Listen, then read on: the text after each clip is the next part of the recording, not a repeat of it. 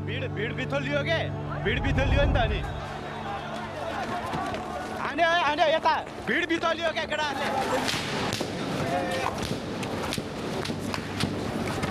ओली सक्यो मान्छे त बच्चा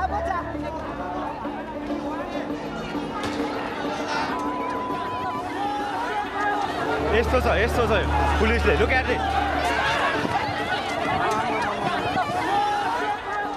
यतिसम्मको लापरवाही गर्नुहुन्छ त है सरकारले Nepal, September 8, 2025.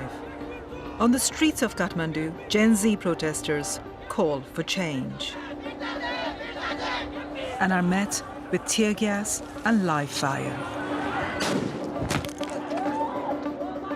Over the next few hours, 19 young Nepalis, including a teenager wearing school uniform, are shot dead by their own security forces. Anger at these deaths ignites a second day of protest.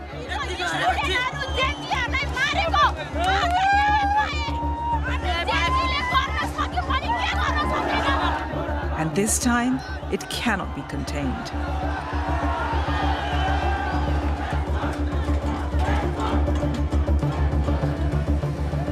Drawing on more than 4,000 videos filmed on the streets, testimony from police and protesters, and an exclusive leaked record of police radio, BBCI pieces together a forensic account of the most dramatic 2 days in Nepal's recent history. We reveal how Nepali authorities lost control of this protest, who gave the order to open fire, and ask how Nepal's police, army, and politicians failed a generation desperate for change.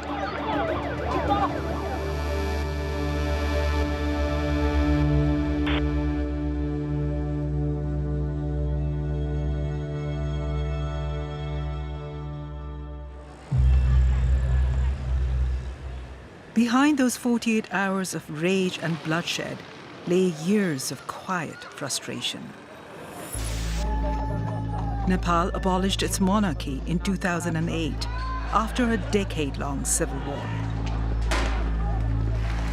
In 2015, a new constitution promised a fresh start. But 10 years on, that promise has not yet been realized. Around 1 in 5 young Nepalis are unemployed. For millions, migration is the only option. The country remains mired in debt and economic dependence. On the face of things, government shifts between the 3 main political parties. But for many young Nepalis, the same group of elderly politicians cling to power year after year. 26-year-old Rakshaban is one of the many Gen Z students who feel democracy has fallen short. Nepali जनताको बलिदान, उनीहरूको सङ्घर्षको उपलब्धि र भविष्य आज एउटा व्यक्तिको अहंकार र कुशासनको बन्धनमा छ।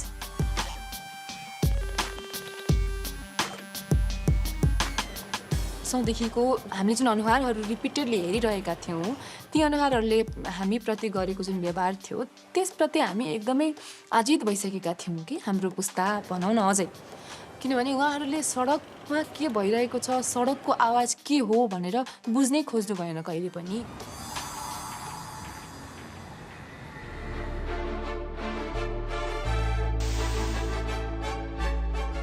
नेपो बेबीवाला जुन ट्रेन्ड चलिरहेको थियो संसारभरि नै, त्यो नेपाल पनि आयो।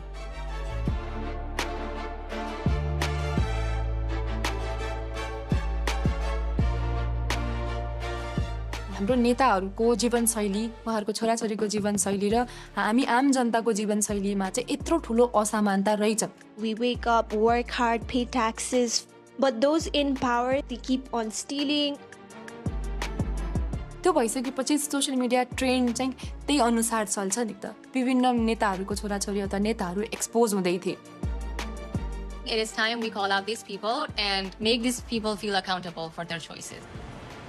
That message struck a chord with millions of young people, like 17-year-old Shriyam Chaulagai, known as Bunku to the family, who joined the debate on social media. He often took his parents, Ganesh Chaulagai and Ganga Karki, by surprise. म यसो कुरा घरमा गर्थेँ नि आज यस्तो भयो उस्तो भयो के बाबा कुरा गर्नुहुन्छ यस्तो कुराहरू हैन यस्तो कुरो नगर्नु यिनीहरू सबै फडा हुन् फडा खाइसके देश सकिसक्यो भन्ने खालको कुरो चाहिँ गर्थे उले हरेक न्यूज हेर्दो रहेछ के उले त्यो कुरो मलाई थाहा थिएन म भन्दा धेरै अपडेट हुँदो रहेछ न्यूज हेर्न On the 4th of September, alarmed by the scale of dissent voiced online, the government took a drastic decision. Now, news from Nepal, the country has cracked down on a number of social media platforms, including Facebook, YouTube, Instagram, X, LinkedIn. Last night, poof, the platform, it's all gone. Online, this conversation was blazing. We have so many problems in Nepal, but they think, yeah, let's ban social media. Yeah, that's going to fix the country. Yeah, why are these idiots running the country? Doesn't that seem like a coincidence? It feels kind of shady. Like the platform that people used to criticize the rich, spoiled kids just got banned right when it was starting to trend. But in the halls of power, Nepal's political establishment was in a state of denial. जनताको समर्थन हामीबाट अलग भएको हो सही निस्क्यो कि हामी जनताका बीचमा आशाका केन्द्र Even as the speeches went on, the ground was shifting. Despite the government ban, Gen Z found other platforms like Discord and TikTok to share hashtags and memes, channeling their anger over corruption and poor governance. Sri Lanka did it, Indonesia did it. Of course, we are Nepali, we are Gorkhalis, we also can do it, guys. Let's raise our voice together. Within days, plans for a nationwide protest were circulating.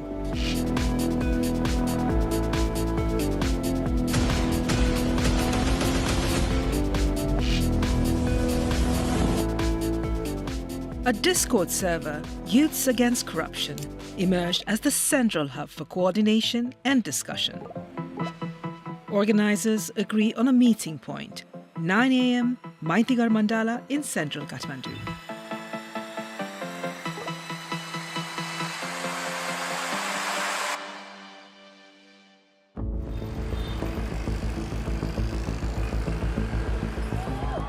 The next morning, Raksha is on the front line.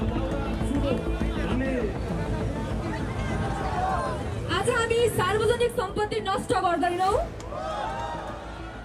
शान्तिपूर्ण तरिकाले आवाज उठाउँछौं त्यसैले सबजना हामी ready छौं आजको प्रोटेस्टको लागि We are ready!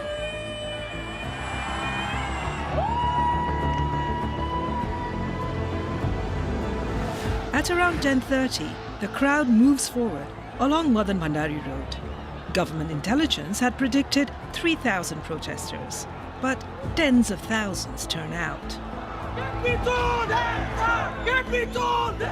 Many are wearing school uniform, believing it might offer a kind of protection.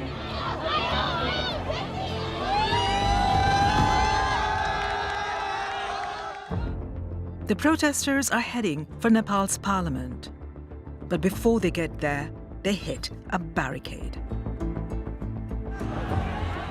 Some 200 police are now face to face with thousands of protesters. And the mood starts to turn.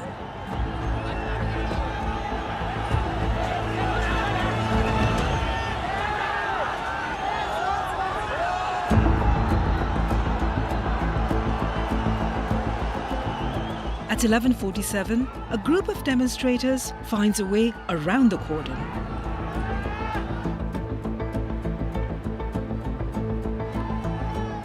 The police, taken by surprise, abandon the barricade.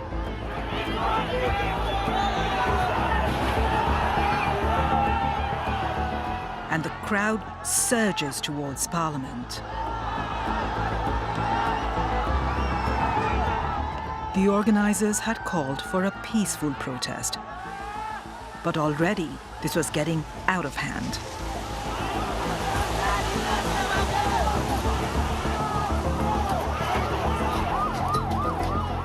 The tragedy that followed was captured in more than 4,000 videos and pictures taken by journalists, bystanders, and protesters.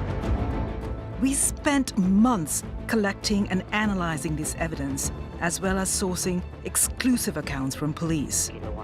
We can now bring you the most detailed account yet of exactly what happened on September 8th at the gates of Nepal's parliament.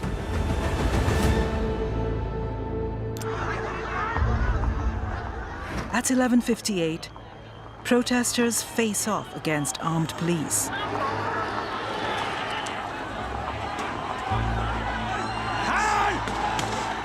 Most of the crowd is peaceful, but at the front line, tensions spill into violence.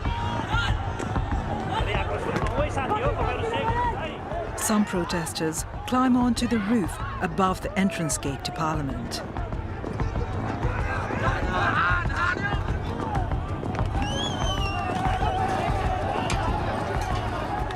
At 12:15, one group breaches the wall.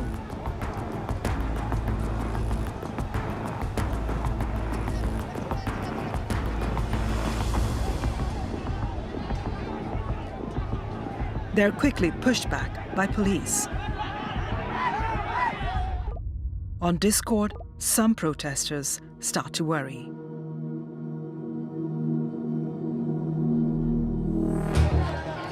In the crowd, we spot Shriyam. He is here against his mother's wishes. जान्छु भनेर अघिल्लै दिन उले भनेको थियो भन्न चाहिँ नभनेको होइन किन जानु पर्यो यस्तोमा के हुन्छ पर्दैन जान भनेर भने अनि अब हामी जेन्जी केटाकेटीको ड्रेसमा जान्छौँ हामी माइनरलाई कसैले हात पनि लाउँदैन. He's holding a banner that reads, "Youths Against Corruption." But not everyone is as peaceful.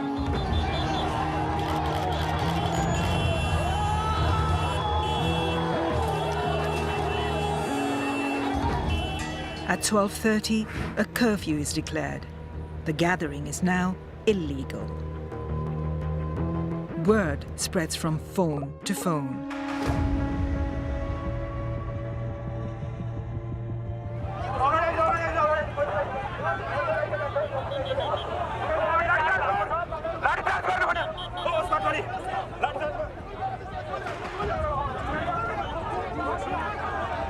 But the curfew seems to make things worse. Police fire tear gas and rubber bullets.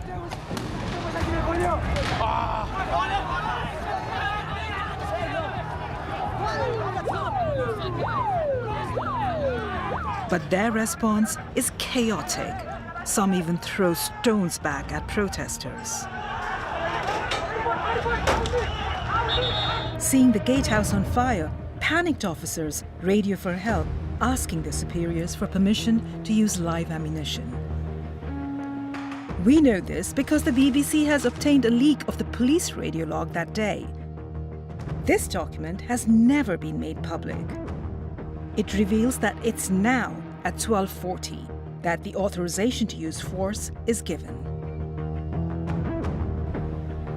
That order marked a turning point. Over the next 2 hours, at least 6 protesters will be shot, 5 of them fatally. We're going to slow down here and show you the details of those shootings. The first takes place at the corner of the parliamentary complex. The victim is 34-year-old Binod Maharjan.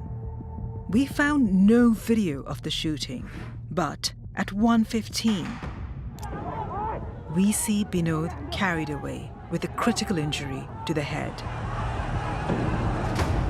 He dies later at hospital.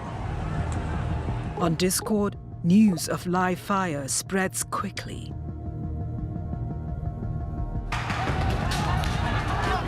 And on the streets, anger escalates to fury. The police are overwhelmed. One group is cornered outside the gates.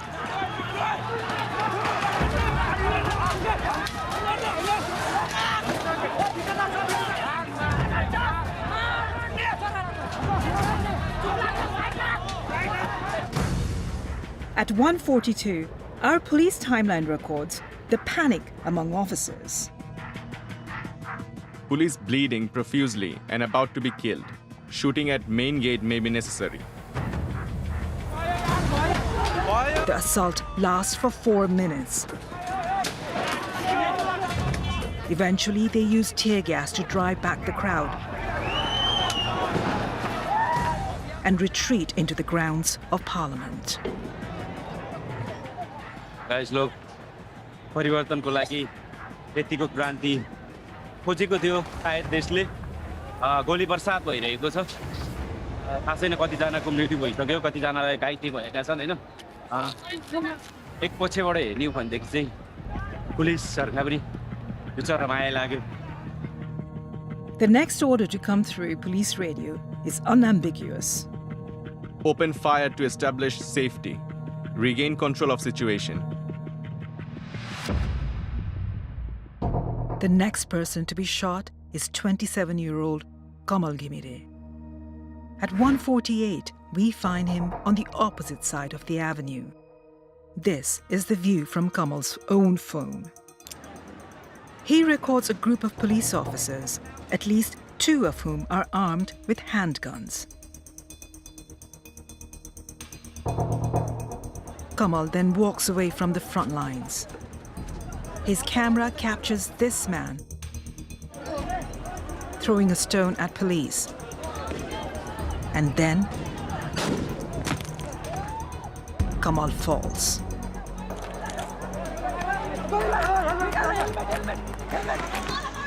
We have found another view of this incident. Here is Kamal, the man throwing the stone, and the moment Kamal is shot. His medical report states that the bullet entered beneath his left arm and exited through his back. We do not know the precise trajectory, but we can see the general direction from which this bullet was fired. And it points toward the same group of police Kamal Ghimire had filmed just moments before. The bullet missed Kamal's spine by millimeters. He survived. At almost the same moment, 200 meters to the west, another young man is shot. This is 22-year-old Rashik Khatiola earlier in the day. His t-shirt says, "We want leaders, not looters." We do not know exactly when Rashik is shot or from where, but at 1:53, a protester's phone captured these images of Rashik being carried away with a bullet wound to his chest. He died of this injury. He was 22. By this time, accounts on Discord are urging demonstrators to leave. But 24-year-old Sulav Rajshrestha stays at the parliament gates. He's carrying a sign that says, "No more corruption." We see him here, wearing the blue backpack, observing the confrontation at the gate. Seconds later, just a few steps away,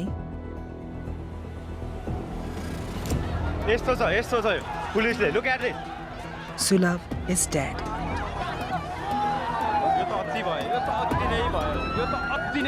Realizing that he could not be saved, protesters carry Sulav to the gates. They lay his body on the road, directly in front of police, and cover it in Nepal's flag.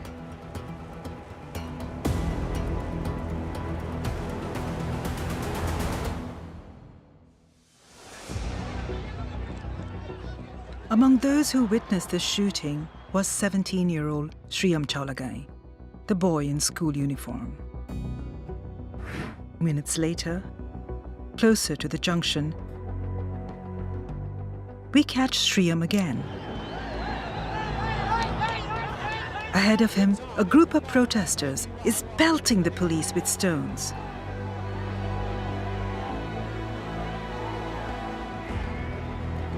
Sriam turns away from the violence and moves back towards the junction. These are the last steps he takes. Moments later, another phone captures images which go viral across Nepal.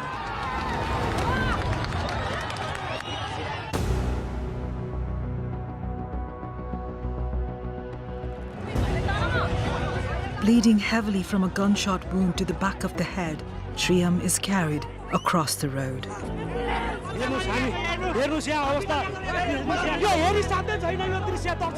Bystanders lift him into an ambulance, but it's too late. By the time he arrives at the National Trauma Center, Sriam is dead. He's the youngest victim shot outside Nepal's parliament on September 8th.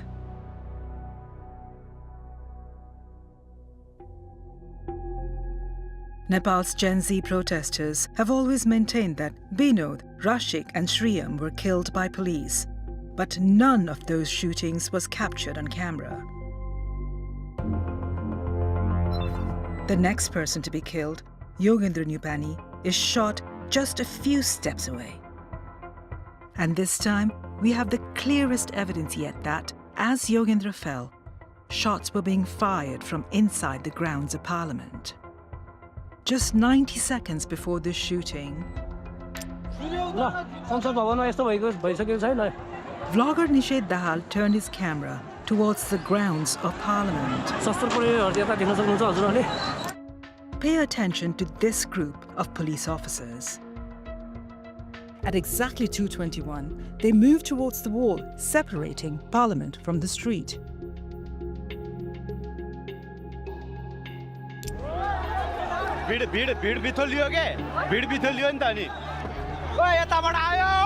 Seconds later,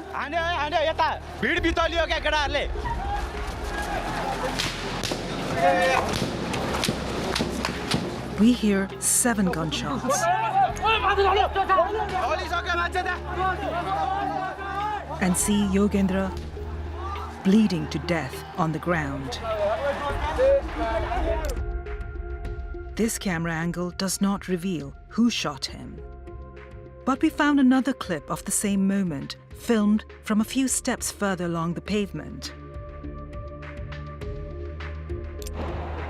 At first glance, there is no more evidence here.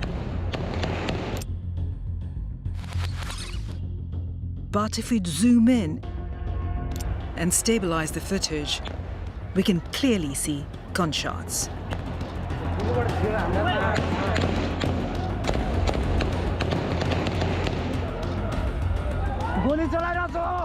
15 seconds later, a third camera captures what appears to be the same group of officers moving towards the corner of the grounds. This is the clearest visual evidence we have found indicating that unarmed protesters were shot dead by Nepali police from inside the grounds of Parliament. Protesters took what cover they could find. Yogendra died of his injuries. He was 24. In the footage investigated by the BBC, neither Yogendra nor any of the other victims we have examined was engaged in any violence. According to official figures, 19 young Nepalis were killed in the protests on September 8th. A further 300 were injured.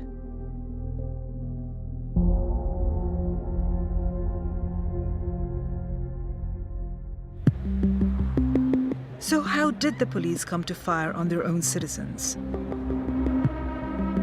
According to our police sources and the leaked transcript, the order came through police radio from call sign Kilo 1.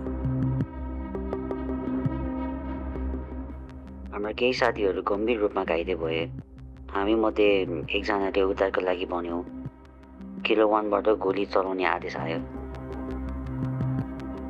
Kilo 1 was Bishwa Adhikari. the officer in charge of Nepal police operations in Kathmandu that day.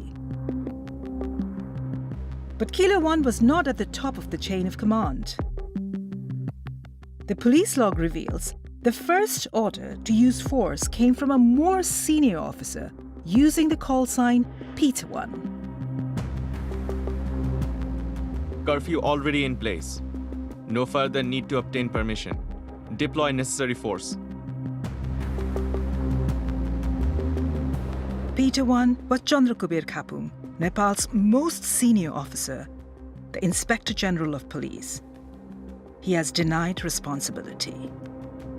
Nepal police told us the decision to use force came from a committee made up of Nepal's main security forces. They said IGP Khapung did not issue the order to use force ahead of the committee's decision to do so. Other police officers have admitted to failures in intelligence, training, and direction.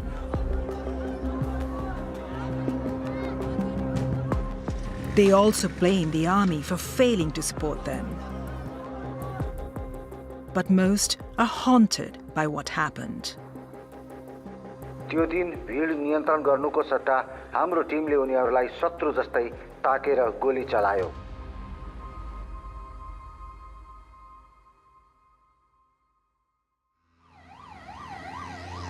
Later that day, Shriyam's dad got a call no parent wants to get.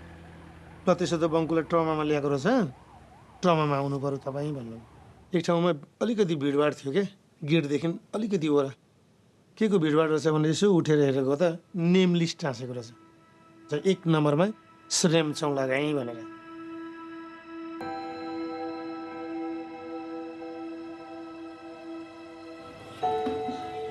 घरमा entry हुने बित्तिकै अब वाइफले के सोध्यो भने अनि बिरामी लिएर आउँछु भनेर जानुभएको बङ्कुची खै त तपाईँ एक्लै आउनुभयो त. अनि मैले ट्रिटमेन्ट हुँदैछ, चोट रहेछ, ट्रिटमेन्ट हुँदैछ, एक्लै उसलाई किन छोडेर आउनुभएको त ट्रिटमेन्ट भइरहेको बेलामा भनेर भन्ने खालको क्वेसन गर्यो. होइन तर म ठगिरहेछु. होइन म कसरी बसेँ होला. But despite the slaughter, the Prime Minister dug his heels in. अब धेरैले चाहिँ नि प्रधानमन्त्रीको राजीनामा तत्काल चाहियो भनेर प्रमुख प्रतिपक्षी दल लगायत सडकमा बसेर मागेर त्यति मागेर भएन नि. प्रधानमन्त्रीले अहिले राजीनामा दिनु. Faced with such intransigence, some protesters began to suggest a different approach.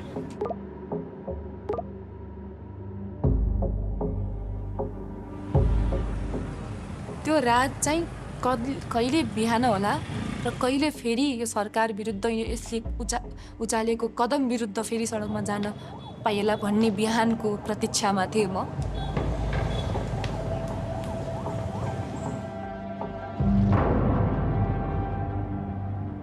As dawn breaks, the fury ignites.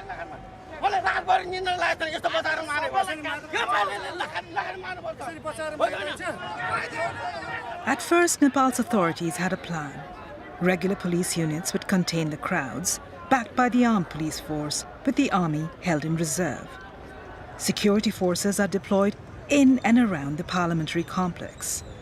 By 8:30 a.m., a curfew is imposed.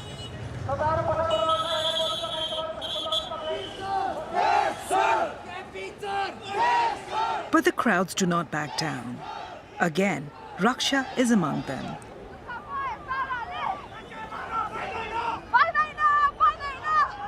This is the view from her phone as protesters move towards Parliament.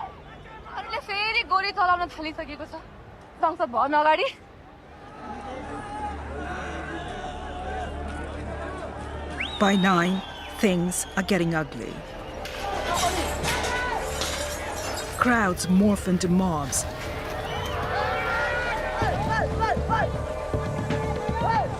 Targeting the police.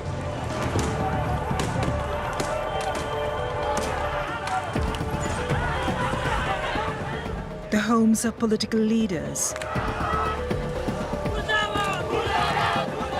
Government buildings.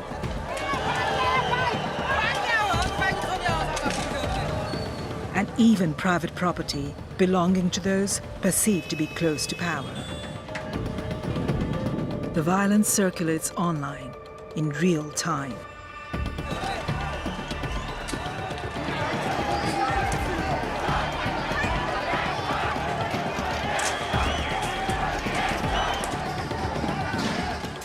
The police are outmanned and overstretched.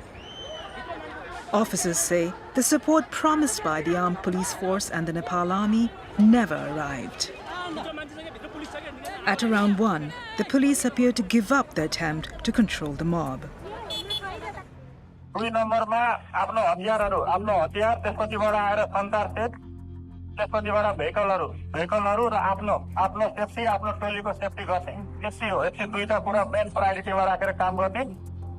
This video, posted online but quickly deleted, shows police being told to prioritize their own safety.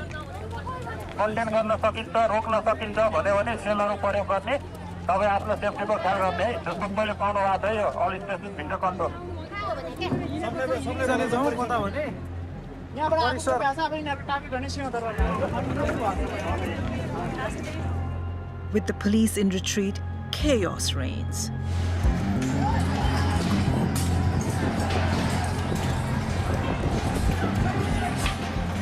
Nepal's parliament, left undefended, falls to the crowd.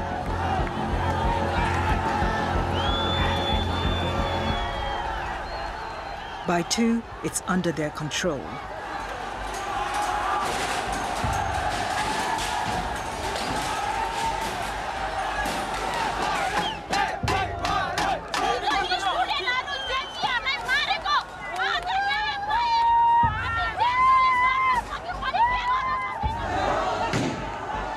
Within minutes, the building is set ablaze.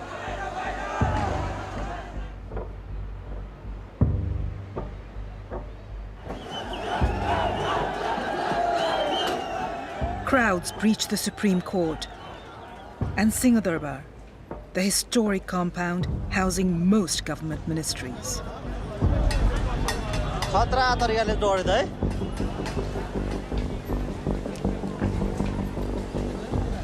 Army helicopters circle overhead, airlifting political leaders from burning homes to safety. By 2:30 that afternoon, the Prime Minister and most senior political figures are under the army's protection. Senior police officers also take refuge in the military compound. Rank and file officers left on the streets are now targets.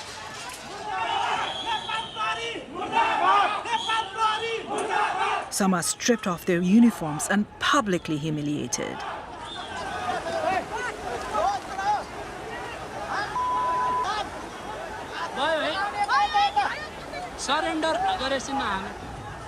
One junior officer told us he felt abandoned by his commanders. कनिष्ठका रूपमा आक्रमणमा परेको बेला हाम्रा वरिष्ठ र नेतृत्वले साथ दिन्छन् भन्ने अपेक्षा थियो, तर हामीलाई एक्लै छोडियो।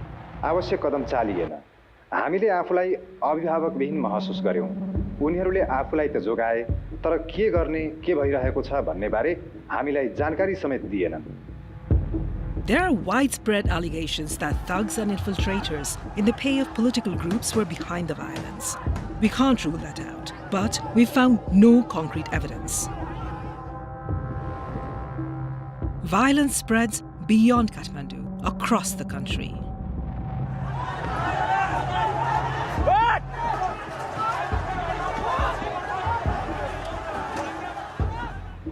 Finally, in the early afternoon, Prime Minister Oli resigns.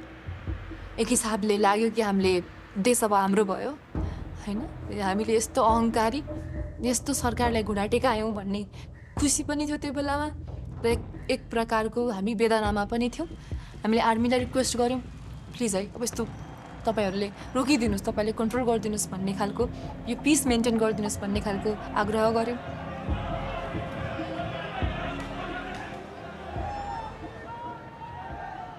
Chaos continues through the evening.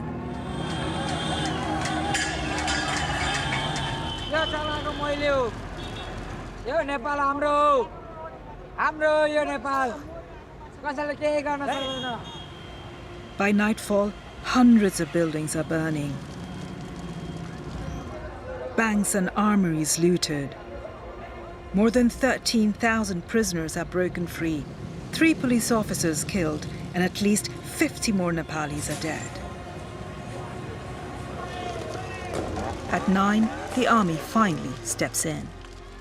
Yes विषम परिस्थितिबाट राष्ट्रलाई शान्तिपूर्ण तवरले निकास दिनको लागि आन्दोलनरत समूहलाई आन्दोलनका कार्यक्रमहरू स्थगन गरी आदरणीय आमाबाबा दाजुभाइ तथा दिदीबहिनीहरू 10 बजेदेखि कडा खालको कर्फ्यू लाग्ने हुँदा सबैजना आफ्नो घरतर्फ सुरक्षित साथ प्रस्थान गर्नुहुन.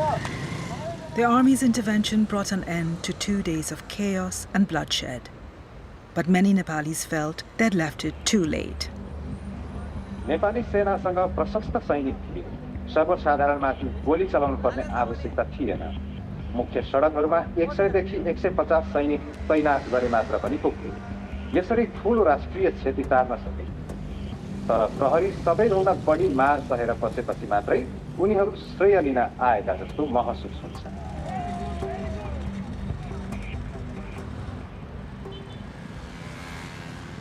On the Discord channel, there were now more than 100,000 people.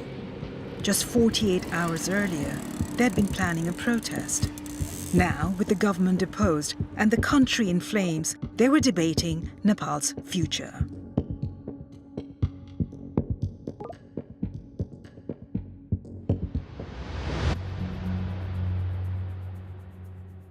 Sushila Karki, a former Supreme Court Chief Justice, was sworn in after protesters forced her predecessor from office. The peace imposed by the army held. On September 12, Nepal got its new Prime Minister, the first woman to run the country. Her task, overseeing fresh elections and an inquiry still ongoing into the events of September 8th and 9th.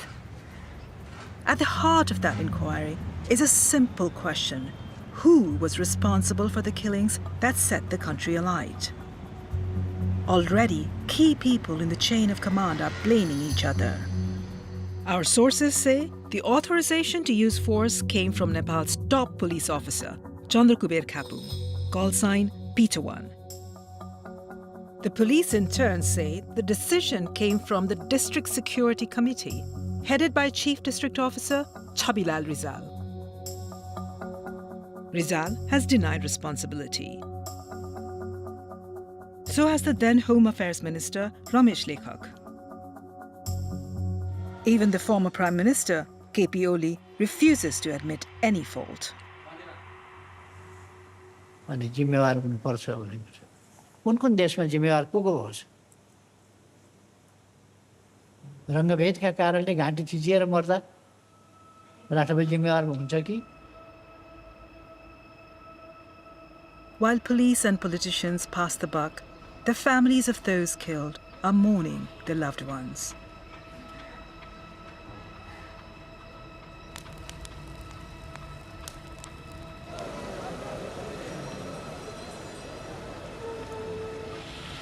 They're in no doubt who is to blame. सबभन्दा हाम्रो चाहिँ दोषीलाई कारबाही हुनुपर्छ हैन मेरो भनाइ चाहिँ त्यही हो तपाईले को दोषी देख्नु भएको छ तपाईको नजरमा 3 करोड नेपालीलाई फर्लङ्ग थाहा छ कि दोषी को हो भनेर अहिले नाम हामीले किटान गर्नुपर्ने आवश्यकता पनि छैन अघिल्लो सरकारले मचाएको यो सबै दुर्घटना हो हैन त्यो सरकारमा लिड गर्नेहरू को थिए ती सबै दोषी हो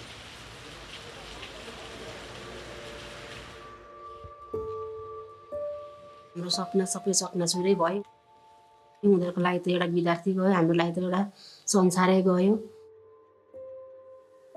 भित्री मलाई रुनै आउँदैन क्या मलाई गफ गरिराख्न मन लाग्छ क्या यही छ भन्छु अनि म उसँग गफ गरिराख्छु कतिखेर आउँछ छिटो आइज मेरो मनमा त्यही मात्रै घुमिरहेको छ स्कुलको ड्रेसमा मात्रै झचल्को आउँछ ब्याग बोकेर आइपुग्छ भनेर मैले त छैन भनेर मैले एक्सेप्ट नै गरेको छु अस्ति एक दिन सपना देखेको थिएँ भगवान्सँग 2 हात थापेर मागेको थिएँ यसरी आइज न भन्दै यसो गर्दै मागेको थिएँ त्यसरी आइपुग्दा हुन्थ्यो